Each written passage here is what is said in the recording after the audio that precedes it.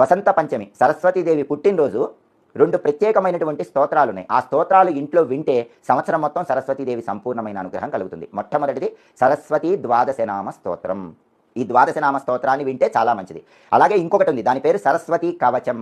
ఈ సరస్వతీ కవచానికి విశ్వజయం అనే పేరుంది. అంటే ఈ విశ్వం మొత్తాన్ని జయించేటటువంటి ప్రజ్ఞా పాఠవాలు, తెలివితేటలు ఇచ్చే శక్తి ఈ సరస్వతీ కవచానికి ఉందని పురాణాల్లో చెప్పారు. ఆ సరస్వతీ కవచానికి అందుకే విశ్వజయం అని పేరు. ఆ సరస్వతీ కవచం చాంటింగ్ మీ ఇంట్లో వినండి, మీ పిల్లలు వినేలాగా చేయండి, లేదా తల్లిదండ్రులైనా సరస్వతీ కవచం వినండి. సరస్వతీ ద్వాదశనామ స్తోత్రము, సరస్వతీ కవచము, ఈ రెండిట్లో ఏది విన్నా కూడా శ్రీ పంచమి సందర్భంగా సరస్వతీదేవి అనుగ్రహం సంవత్సరం పాటు మీ పిల్లలకు కలిగి అద్భుతంగా విద్యారంగంలో రాణిస్తారు. కాంపిటేటివ్ ఎగ్జామ్స్లో విజయం సాధిస్తారు. కావలసిన కాలేజీలో కానీ కావలసిన స్కూల్లో కానీ సీటు లభించడానికి కూడా ఈ చాంటింగ్స్ అనేవి విశేషంగా సహకరిస్తాయి. కాబట్టి ఈ అవకాశాన్ని సద్వినియోగం చేసుకోండి. 2025 ఫిబ్రవరి 2 ఆదివారం శ్రీ పంచమి లేదా వసంత పంచమి సరస్వతీదేవి పుట్టినరోజు సందర్భంగా ఈ విధులు పాటించండి. వసంత పంచమి సరస్వతీదేవి పుట్టిన